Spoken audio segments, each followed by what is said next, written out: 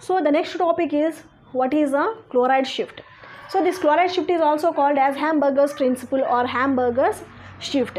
Okay, so here you know that how the transportation of the carbon dioxide has taken through the bicarbonate ion. Okay, here carbon dioxide will combines with the plasma water and forms H2CO2, that is carbonic acid from bicarbonate, and it will split to form HCO3 minus ion, that is bicarbonate ion, and H plus is released. So here whatever the hydrogen H plus ions are released, it will act as a buffer and by the hemoglobin. Okay, and it will combine with the hemoglobin and forms HB, that is acid hemoglobin, and the hemoglobin is having a good nature, that is called as amphotic nature.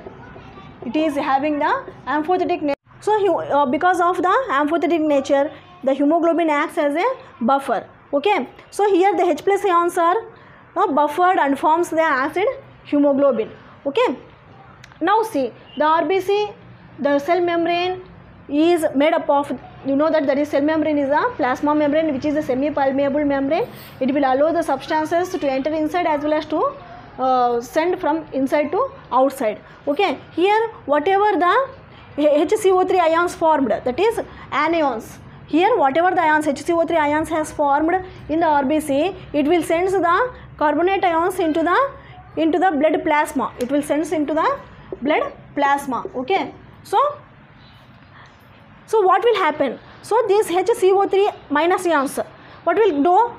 It will combines with the H plus ions and to form the chloride shift or Hamburger's principle in the transportation of the carbon dioxide.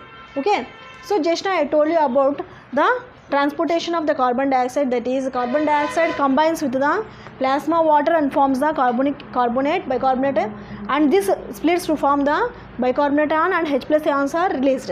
Okay, here the hemoglobin which is present in the blood will act as a buffer, that is it acts as a acid as well as base. So that is, the nature is called as amphotic nature of the hemoglobin. So here the H plus ions which are formed, which acts as a buffer and combines with the hemoglobin to form the acid hemoglobin, that is HB. Okay, next the RBC, that is blood cell consists of the plasma membrane which is a semi-permeable membrane which allows the substances inside and send the substances outside. So here these bicarbonate ions will enter or diffuses into the RBCs. Okay, so afterwards these RBCs will send the during the transportation of the carbon dioxide, these RBCs cell releases bicarbonate ion into the blood plasma.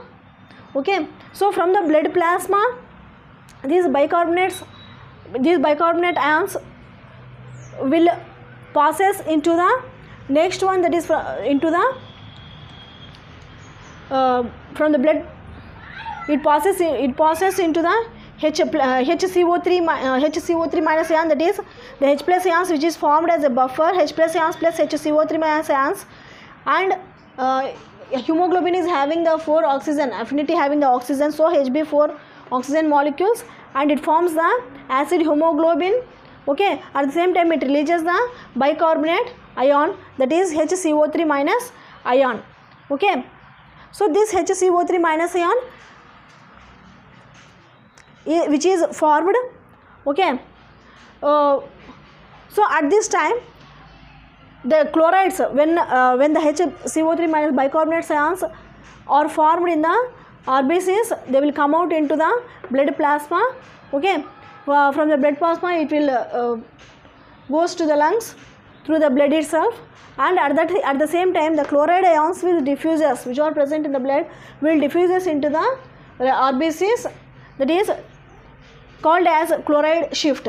Okay, so what is chloride shift? Is the exchange of the chloride ions and bicarbonate ions between the RBCs and blood plasma at the tissue level is called as chloride shift. That is the exchange of the bicarbonate ions, means bicarbonate ions are coming outside or diffusing outside from the cell into the blood plasma.